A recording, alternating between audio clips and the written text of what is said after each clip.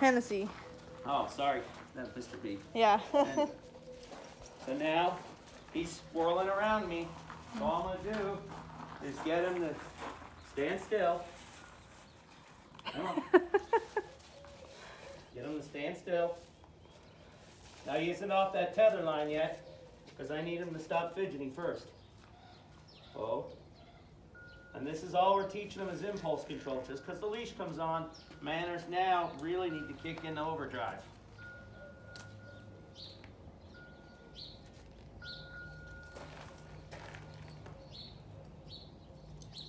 No.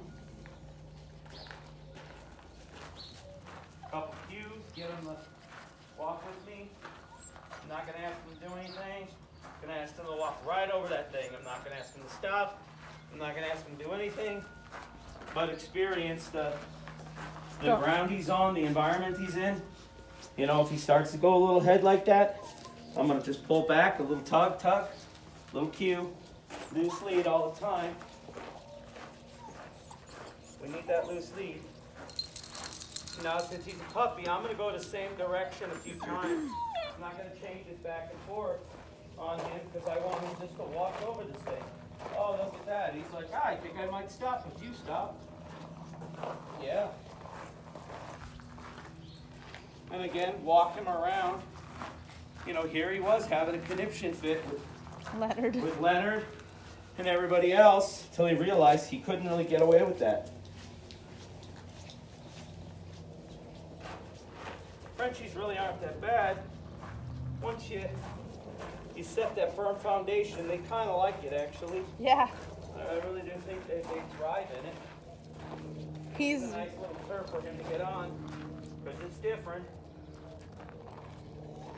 He's pretty well balanced, personality-wise. He's like a B plus kind of guy. Oh yeah, he's a really good, happy-go-lucky fella. I like him. He's a good kid. He's really confident. He's not afraid of anything. He's a little dominant in his play style with the other pups, but we're working on it.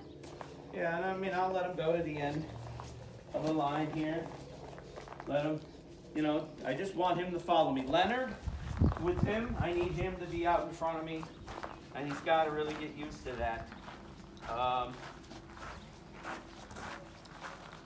On this rope, the only time he really hears a correction is at the cue, and the cue comes at the release, not the correction itself.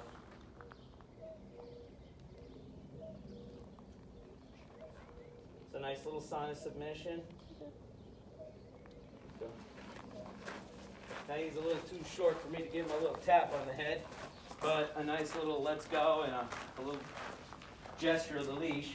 Now I don't really like to put in right now too many verbals. I want them to understand your body language. The body language, the energy, and the rope. The contact pressure has to mean something. But we're just doing little tugs right now. When he drags behind, a couple tugs forward. No, I stop, you stop. Now he's pushing a little bit forward, but I'm not picking on that. I mean, he hasn't worked the Cato board with me. Let's go. See how it does in the other direction? So I'm going to switch to my other side. And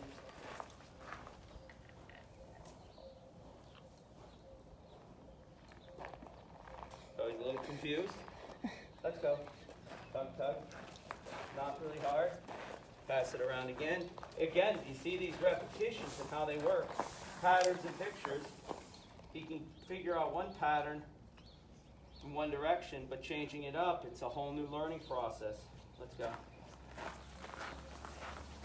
But I like doing it, kind of switching hands right now because the owners sometimes forget, you know, what side they prefer to walk him on. Now I'm going to take a little bit of his space away from him.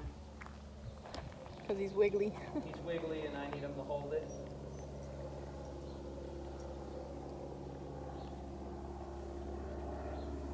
And again, to shape him into that, just kind of scoop my side of my foot. Good eye contact. Cue and go.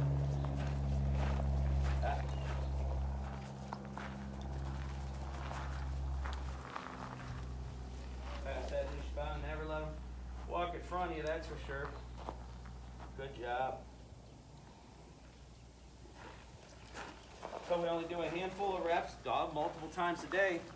But now, I'm gonna ask him to sit. Hold that up. Give it a few seconds. Let him, there you go, bub. Good. I mean, look, we're still 2 fingers before we even got to put any pressure on him. So he knows when he starts to gently feel that pressure, it's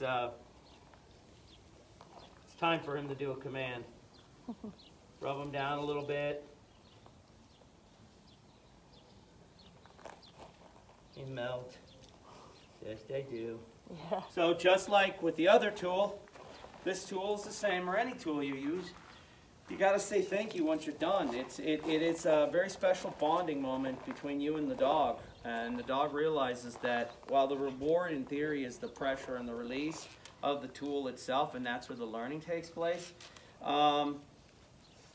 we have to give the dog a little bit of love just to let him know that it was a stressful situation. It was a new opportunity, new learning situation, and the dog did very well, and it's good bonding.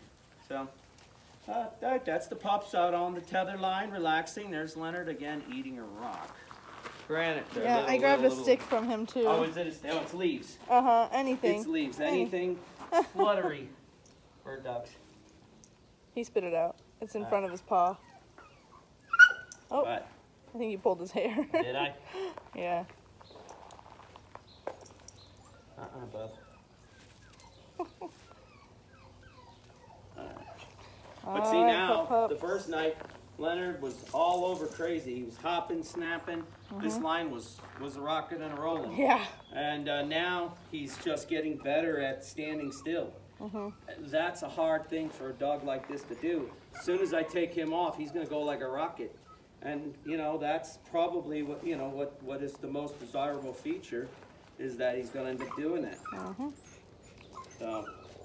Yeah, now we'll put them up and we'll come out here in a short bit later and we'll do another session with all of them. Leonard, we'll go ahead and we'll put him on the wheel post. I actually have done a couple sessions with him already today on it, so I only do it once or twice. But if I do it multiple times a day, I think he'll be better for it. He'll be the better dog for it, right, Leonard? Good boy. Good boy. All right. All right. Say bye, guys. Get you back in.